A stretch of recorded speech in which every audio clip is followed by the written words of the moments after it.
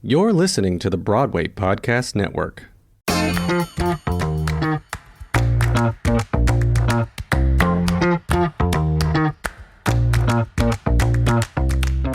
Oh, we don't have our little cheat sheet in front of us. So Welcome to What's a Chance, the podcast about embracing opportunity and taking intentional risk for your creative life. I'm Heather Vickery. Wait, no, I'm Heather Vickery. Oh, and You're I'm Alan Alan Seals. Join me as we talk with other successful people about how they've created their successful success. Oh, I had it until the end. You were doing okay. Join us, not me, because there's two of us. True. Join us. There are multiple people in your head. I get it. Yeah. Oh, stop. That was the first time we've recorded that intro without our script because, why not? I know. And we did not do it very well, but I feel like we could do it if we actually tried harder. That's like people who play instruments. They, I think they could. I'm going to offend every instrumentalist out there right now. Probably. They could memorize Don't it if they direct your wanted hate to. mail at me. Direct it to Alan. What's a chance? Podcast Shut the fuck at up, gmail.com. Alan.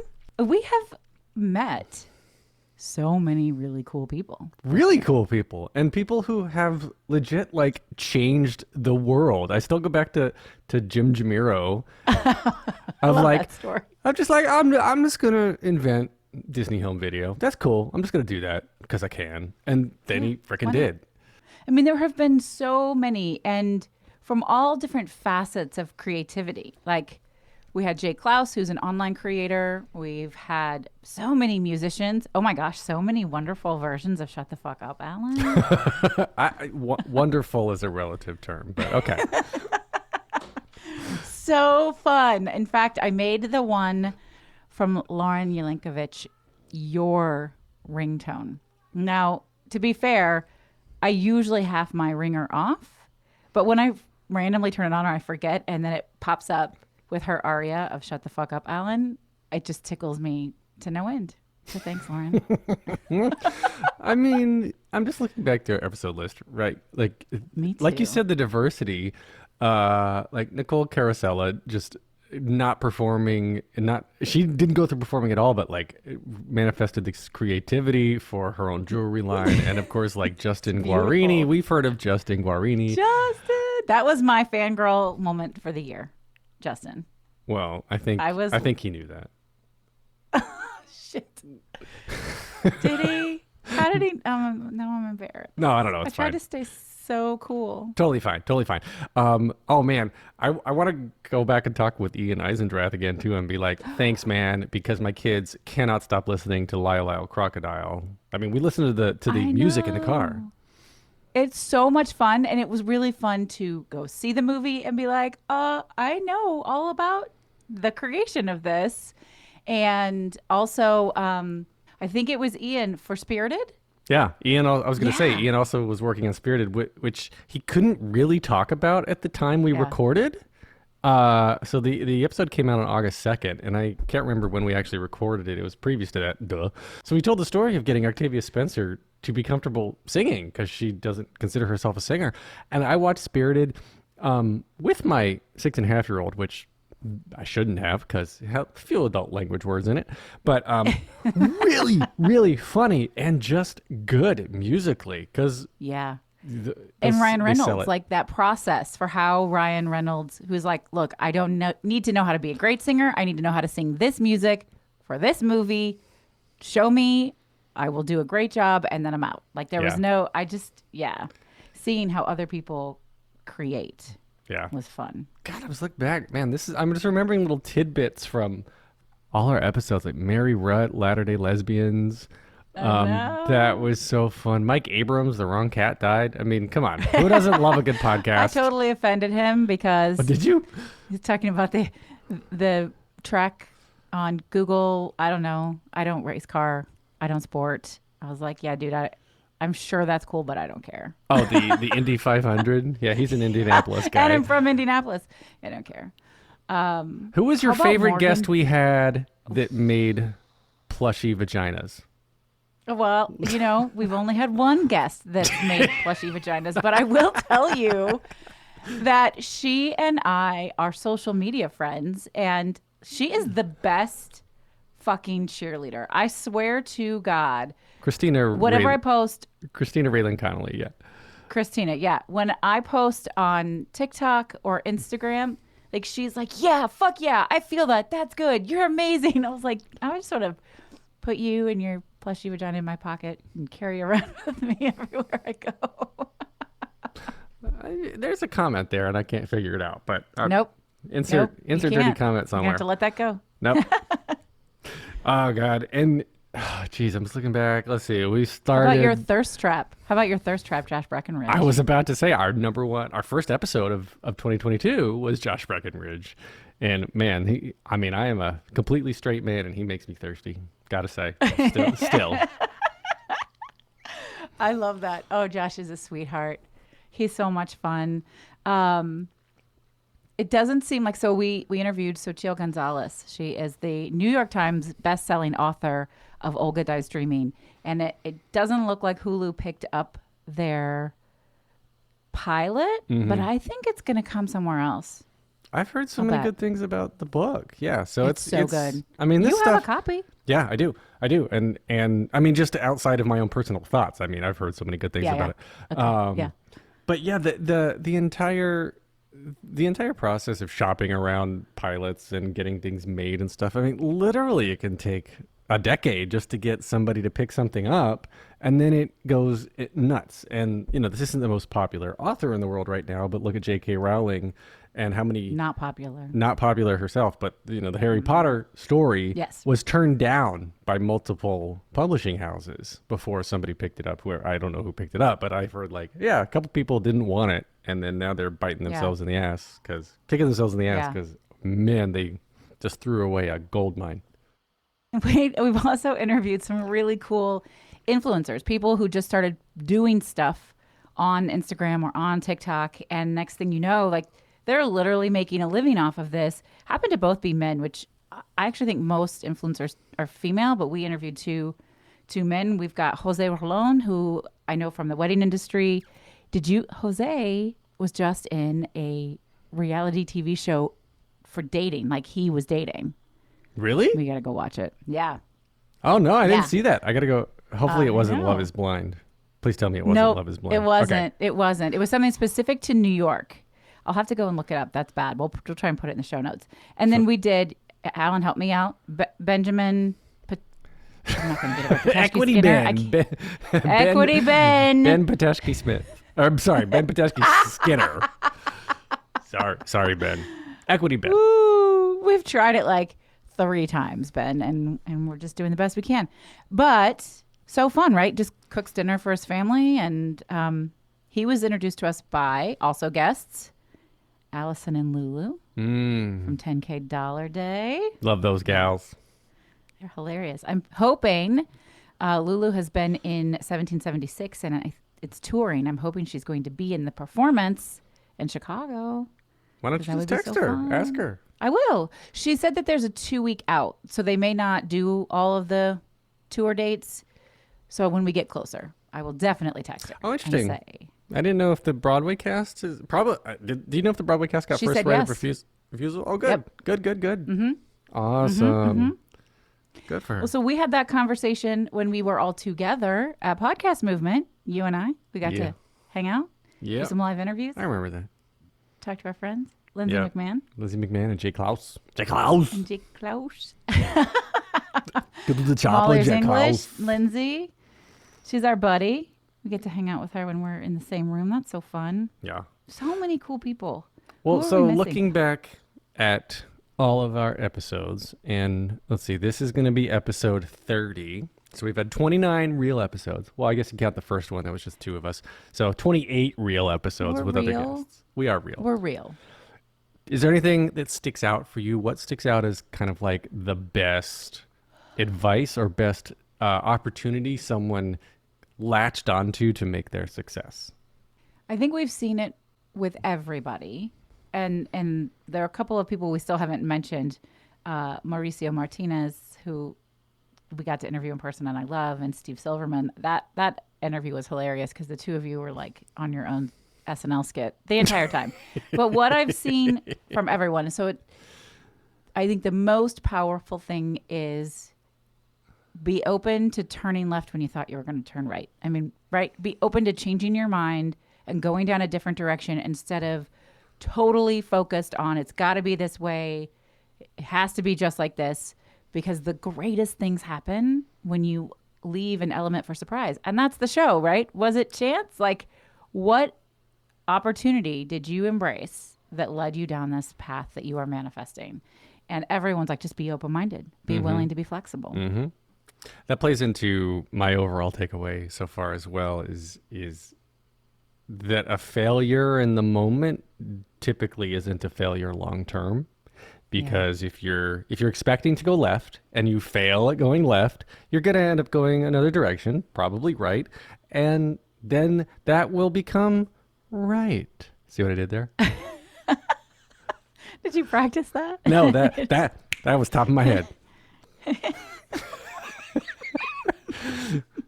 I should take this act solo. Solo, you can't hear me. My grandpa used to say that. You can't. Okay, it's like, you should sing solo. Solo, I can't hear you. That's kind of a funny grandpa line. Actually. Oh, totally. That is totally a grandpa joke. Yeah. I'm here for that. He also said every time we'd see him, like, "Whoa, you got taller. You sure grew some." Gruesome. Ew. Gruesome. Get it? No. Yeah. I get it. I just don't like it. We both have solo podcasts, and a lot of the people we interview could be on either of our shows. Some of them have been on both of our shows separately. And you made a really interesting remark to me after we were together in New York and we did our interview with Mauricio Martinez, which is that the interviews that you've done, and there have been several. You thought there were only 2, but if we go through, I think there are 5 or 6 people that you've interviewed on the Theater Podcast with Alan Seals. And also we've interviewed. Just how different the conversations are, how different the interviews are, how you glean something totally new. I'd love to just hear your thoughts on that, because I think it's fascinating for folks to understand how the dynamic completely shifts the interview and the episode. Oh, totally. I mean, I think you and I are sort of in the same interview camp, school of interview, where we're not in it to say, here's our question, here's an answer. Here's a question, here's an answer. We both go in with a very rough outline and some talking points and legitimately have a conversation. And because we are 2 different people with 2 completely different backgrounds and completely different interests with a large subset that overlaps, otherwise we wouldn't be besties. But we have complete different things we want to know about that person, and based on what they're saying, we just end up having completely independent conversations. It's just, you can sit at a party with one person and then sit with another person and have a completely different conversation, even if 2 people interview the same person. Yeah, it's really fun. It's really fun. And I think the most pleasurable feedback I've gotten from all of our guests is, wow, gosh, that was really fun. I just felt like I was hanging out with a couple of friends and I haven't thought about things this way before. Mm-hmm. Which is really cool. Well, then we have done our jorbs. We've done our jobs. It looks like 8. 8 people we've interviewed have also been on the Theater Podcast with Alan Seals. Yeah. Well, it was different shticks, right? So totally different. If you're building a pool, I'm spitballing here.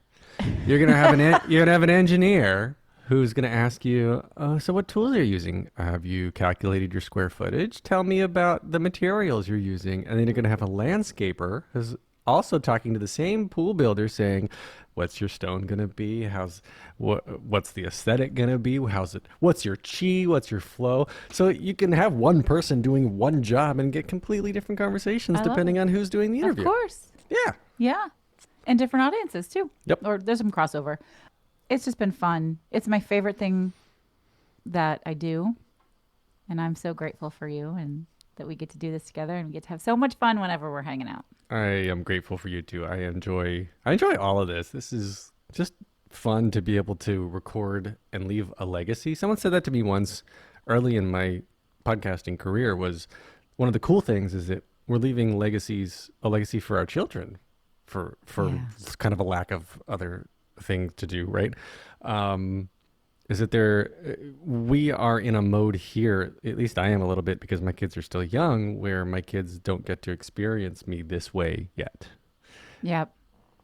Or they don't perceive, I mean, I'm still me and goofy. You're just dad. But Yeah. I'm just dad, right? So to have this side of us and be able to observe conversations that your parents are having with their friends or with their professional acquaintances or whatever, it's a completely different side of Totally. humanizing your parents. I just know it's just fun. I think it's a cool gift.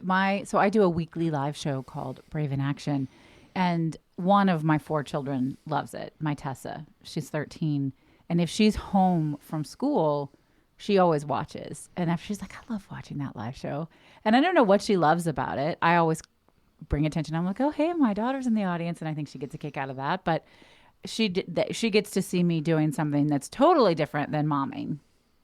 For sure. And I hadn't thought of like one day we won't be here, but this will. And our children, our grandchildren, even our great grandchildren will be able to know us a little because of that. And this is the first generation that's ever possible. Yeah. Oh man, imagine like Grandmammy Vickery is gonna be Mammy? Really? Grandmammy. Yeah, imagine like you've been able to pull up your stereograph. What did Edison invent? And My stereograph. Yeah, because we're going to go backwards in the next 50 years. That's what's going to happen. I don't know, something. Well, like I mean, anyway. politically, we're already going backwards, but I don't think technologically we're going to. I don't know. Oh, I watched a really cool video this morning about like some physicists trying to prove that we're living inside a simulation. Blew my mind. Anyway, there's a point where we're going to run out of available mass to produce data, and it's pretty cool to think about. That's scary shit. Right? Wow. All right. I have a question for you.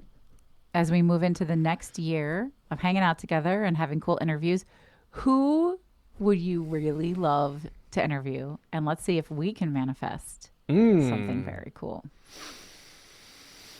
Oh God, this is a near impossible question because there are so many people I want to talk to for so many different reasons. I would love to get like a major like A-list celebrity author. Yes.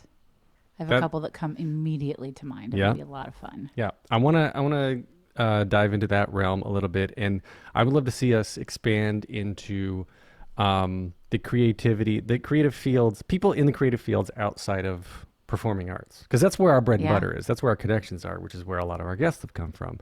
But I think some of the most interesting conversations we've had have been with people outside of those of that genre, because we know so little about them that we can truly ask inquisitive questions that uncover things, at least for me, that are really like eye-opening. That'll be fun. So many opportunities. And I'm hoping we can hear more from our audience. You guys are all over the place. I see there's this chart. What is it called? Now my brain. Demographic chart? Yeah. Well, yeah, it's a demographic chart. I don't know what it's called. I just got it and I just deleted it. And so just delete. Don't air this. Anyway, cool story, bro. We can see where you guys are listening from. And it's all over the world. I mean, I think last week, I don't even know if you know this, Alan, we were charting in the top 100 in Iceland. Really? Yeah. Wow. In what category? Mental health. All right, I'll take it. Yeah. Very cool. So, it shows up all over the world, and it's a lot of fun to see where you guys are. And we want to hear, we really do. We say this at the end of every episode, but we mean it. We want to hear how you're out embracing opportunity, taking intentional risk, and just showing up in your life. And also, we'd love to hear what your highlight moments were. What episodes have you listened to that just made you laugh or smile or lit you up or inspired you? Who did you like enough that now you're following them on social media, which I think is so fun. So be sure and share all that with us. Alan, do you want to tell folks how they can share that with us? Yeah, on Instagram at Was It Chance, or via email, wasitchancepodcast@gmail.com. And then, yeah, let us know. Leave a rating, leave a review. Give us those 5 stars. 5 stars and talk about why you like it. It does help people search us out and find us. And also it just makes us feel good. We love to be pet and told we're pretty. Please pet our hair and tell us we're pretty. I need that. Pet our hair, tell us we're pretty. No, absolutely. It's been a lot of fun. We look forward to bringing you a lot of fantastic content in the coming year and more opportunities for us to do it in live and in person, because that is always a treat when we take the show on the road. So Happy New Year, everybody. Happy New Year. Thanks for listening. So we're just going to say hello to all our friends in Iceland real quick in your native tongue, Icelandic. Hello. Oh my gosh, we love you all so much. You've been listening to Was It Chance, the podcast about taking intentional risk for your creative success. I'm Heather Vickery. And I'm Alan Seals, in taking your comments. Thanks for listening. We'll see you next year. Bye.